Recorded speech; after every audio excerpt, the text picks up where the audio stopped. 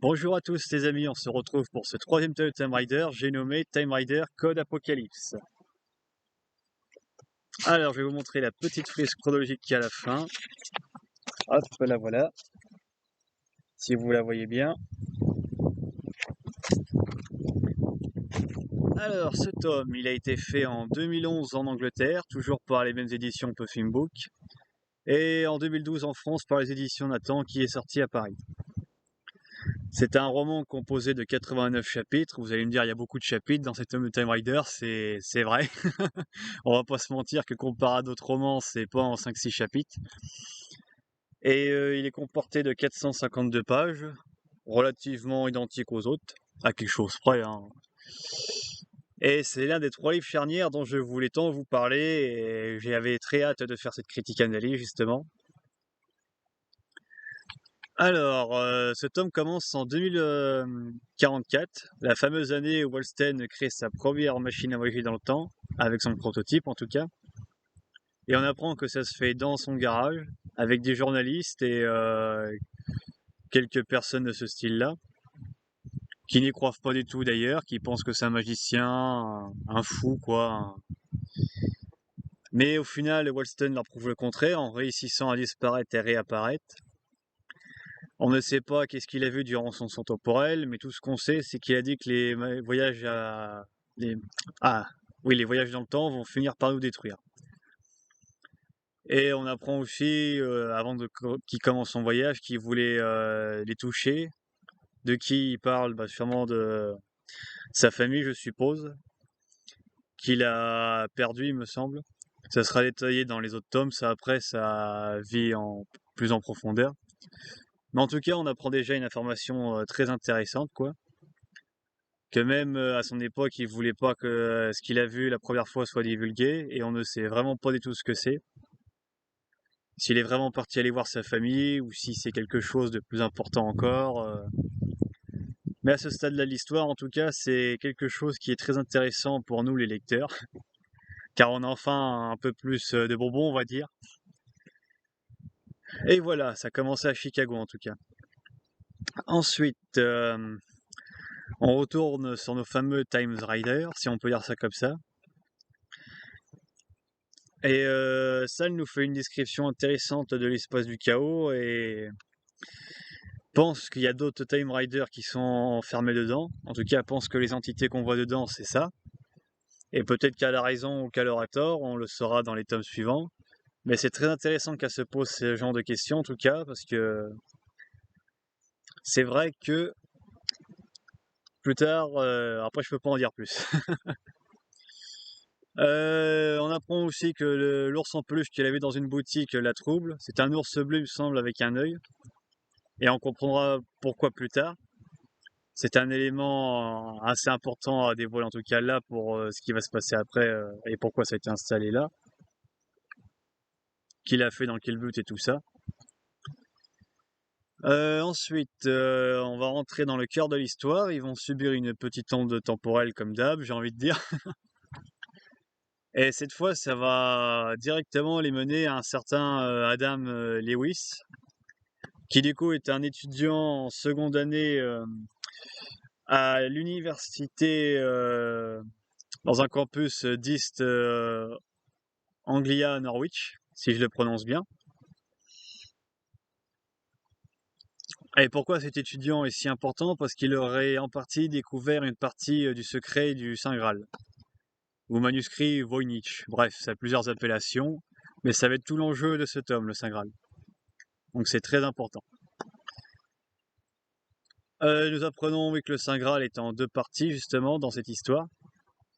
Du coup, quand il voyage dans le Moyen-Âge, qu'il y aura une partie qui servira de clé et l'autre de message. Et tout l'enjeu de la bataille qu'ils vont livrer au Moyen-Âge, avec entre le roi Richard Cœur de Lion et Jean, ça va être justement de récupérer le Saint Graal, dans le but de décoder ce qu'il y a dedans. Car oui, ils ne sont pas tout seuls dans cette entreprise, il y a aussi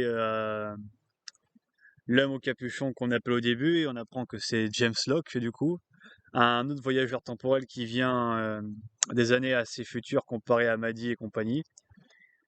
On ne sait pas trop précisément de quelle année, mais c'est entre 2070 et 2050. Pourquoi entre les deux? Bah, parce que ils font déjà mention des robots qui l'accompagnent, dont Rex, qui se sert de lui justement comme qu'il fait passer pour l'homme au capuchon. Et 2070 parce qu'il avoue lui-même au cours de l'histoire que le Saint Graal, tout ce qu'ils savent, c'est que ça évoque quelque chose qui se passera en 2070. Alors est-ce que c'est une prophétie, la fin du monde, on n'en sait pas plus. Mais toujours est-il qu'il se passe quelque chose de très important à cette année-là. Et le gars, ce fameux James Locke, son but à lui, ça va être justement aussi de récupérer le Saint Graal dans le but de savoir ce qu'il contient dedans. Mais bon, au final, c'est Maddy qui va le décoder avec l'aide d'Adam Lewis qui est resté en 2001 et Cabot et Sal et Beck aussi, ouais, c'est vrai que j'ai oublié un peu les autres. Ils vont essayer de le décoder tous ensemble. Au final, Maddy voudra, une fois qu'ils auront terminé les préparatifs, en découvrir le secret tout seul avec Beck. Et du coup, c'est Beck qui va le lire et qui va stocker ça dans sa mémoire, dans un dossier confidentiel dans sa tête, que Maddy aura créé spécialement pour ça et aussi pour ses autres secrets. Comme par exemple que Liam, à chaque fois qu'il voyage dans le temps, ça le fait vieillir. Car son autre secret, elle l'a dévoilé aux autres, le fameux message de Pandore qu'elle a trouvé dans le tome précédent. Et du coup, au début de l'histoire, justement, c'est comme ça qu'ils vont chercher Adam Lewis. En l'an, si je dis pas de conneries, 1994. Donc du coup, dans son campus universitaire. Ils vont directement aller le voir, le questionner sur comment il a découvert une partie du message et tout ça. Et on apprend que suite à son voyage en Amérique du Sud, en fait, il a découvert ce qu'il appelle les messagers du vent et une sorte de langage qui lui a permis du coup de décoder le Saint Graal. Donc déjà là, on sent qu'il y a quelque chose de bizarre quand même, c'est curieux. Et du coup, il va se servir de ce fameux code justement dans ses systèmes informatiques pour plus tard, car du coup, c'est indéchiffrable et c'est parfait pour la sécurité. Et du coup, on apprend aussi dans l'histoire que il existe un ordre dans le futur, dans l'année de James Locke, du coup, qui s'appelle l'Ordre des Templiers, et qui croit justement en cette fameuse prophétie, entre guillemets prophétie, qu'en 2070 il se passera un truc de dingue, et que le Saint Graal, il faut absolument le déchiffrer pour ça.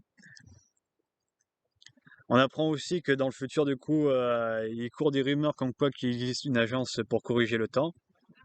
Du coup, nous, lecteurs, on sait que c'est pas une rumeur qui s'appelle les Time Riders. Et pour James Locke, c'était une découverte de voir Liam justement et de voir que l'agence a finalement existe bel et bien, dans le but de corriger les ondes temporelles qui sont des uchronies de l'histoire. Qu'est-ce qu'il y a d'autre intéressant dans ce tome que je vous ai pas raconté?